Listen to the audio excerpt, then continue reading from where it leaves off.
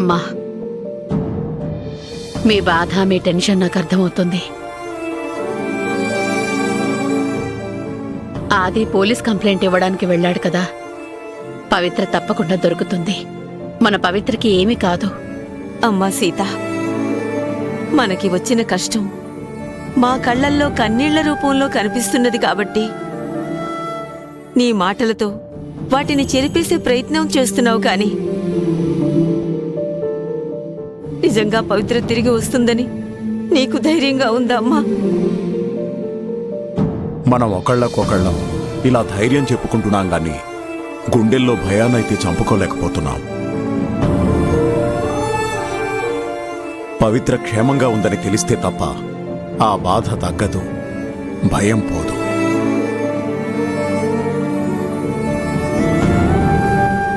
సీత, ఆది పోలీస్ స్టేషన్లో కంప్లైంట్ ఇచ్చొచ్చాడా? పవిత్ర గురించి ఏమన్నా తెలిసిందా? ఇంకా ఏం తెలీదన్నయ్యా, ఆది కూడా రాలేదు.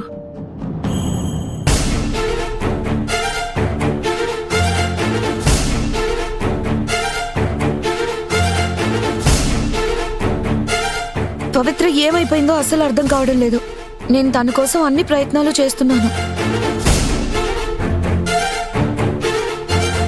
నేనే స్వయంగా పవిత్ర కోసం వెతకడమే కాకుండా తెలిసిన వాళ్ళందరి ద్వారా తన కోసం వెతికిస్తున్నాను. పవిత్ర తప్పకుండా క్షేమంగా తిరిగి వస్తుంది. మీరందరూ టెన్షన్ పడకండి.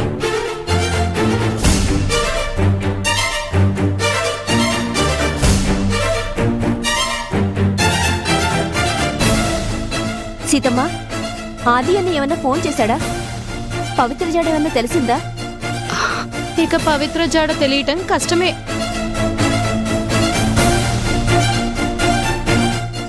ఊరికే ఉండదుగా మహాతల్లి. ఎవరిని కెలికిందో, ఏం కోపం తెప్పించిందో తీసుకెళ్లిపోయారు.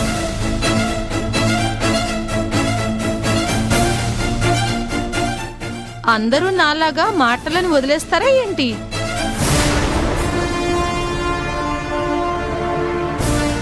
తుపాకీ తూటాకో కత్తివేటుకో పని చెప్తారు.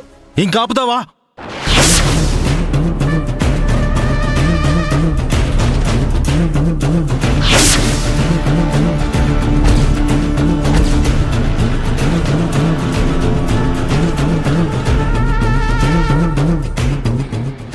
పవిత్ర గురించి అంత మాట్లాడాక కూడా నేను నా చేతికి ఎందుకు పని చెప్పలేదో తెలుసా? ఒకటి ఆడదానివని, రెండు పెద్దదానివని.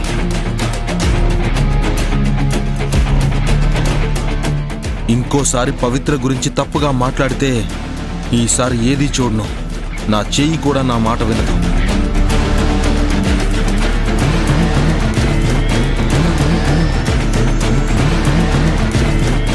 అదే, ఇంతకీ పోలీస్ స్టేషన్కి వెళ్ళిన పనేమైందిరా? కంప్లైంట్ ఇచ్చాను. ఇన్స్పెక్టర్ ఎంక్వైరీకి వస్తానన్నారు.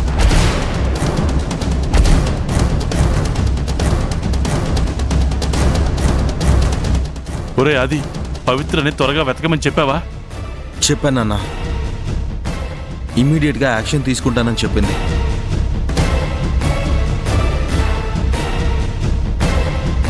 ఇన్స్పెక్టర్ వచ్చేలోపు నేను ఇక్కడ ఉండకూడదు. వెళ్ళిపోవడమే మంచిదేమో. పోలీసులు వచ్చేలోపు నేను ఇక్కడ నుంచి ఎస్కేప్ అవ్వాలి. సరే అయితే నేను బయలుదేరుతాను.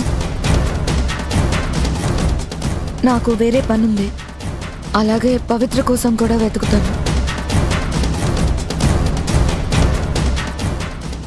సంజు, నువ్వే కాదు, ఎవ్వరూ కూడా ఇన్స్పెక్టర్ వచ్చి ఎంక్వైరీ చేసేంత వరకు గడప దాటి అడుగు బయట పెట్టడానికి వీల్లేదు.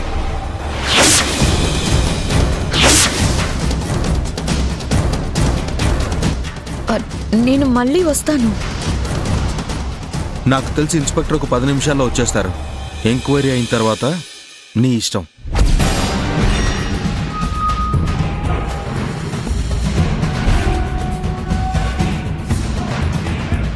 నాకు బయట అర్జెంట్ పని ఉంది, నేను వెళ్తున్నాను.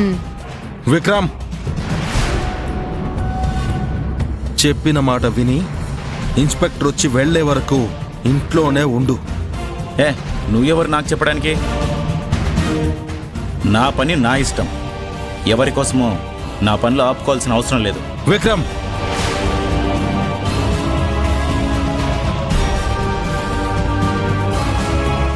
మర్యాదగా చెప్తున్నాను, ఆగు. ఏంటి వార్నింగ్ ఇస్తున్నావు? నేను ఆగను. రేయ్, ఏయ్! అయ్యో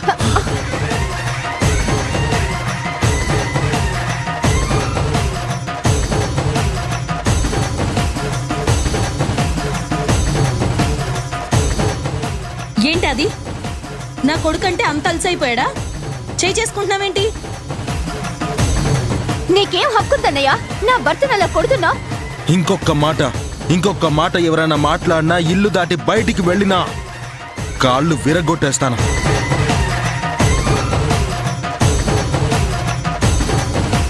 ఇన్స్పెక్టర్ వచ్చి వెళ్ళేంత వరకు సైలెంట్గా ఉండండి. లేదంటే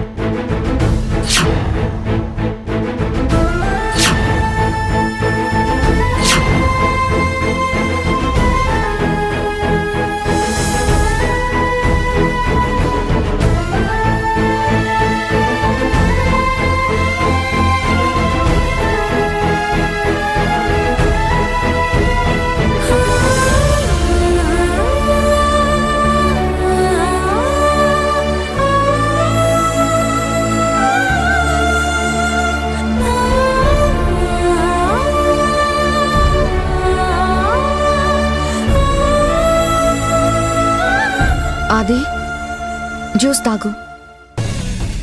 నాకొద్దు. పవిత్ర కోసం నువ్వు ఇంతగా బాధపడుతున్నావు. ఫ్యూచర్లో నాన్న ఆమజపం తప్ప పవిత్ర అనేది నీకు గుర్తు లేకుండా చేస్తాను. ఇప్పుడు పవిత్ర పరిస్థితుల్లో నేనున్నా కూడా నువ్వు ఇలాగే బాధపడేవాడువా ఆది? ఎప్పుడు ఏం మాట్లాడాలో, ఏ టైంలో ఏ ప్రశ్న అడగాలో కూడా తెలియదు నీకు. అరే, పవిత్ర ఏమైపోయింది, ఎవరు తీసుకెళ్లారు అని టెన్షన్ పడుతుంటే ఇదేనా అడిగేది? నేనేదో క్యాజువల్ గా అడిగాను. ఎందుకు అంత కోపం? ఆది, ఆది!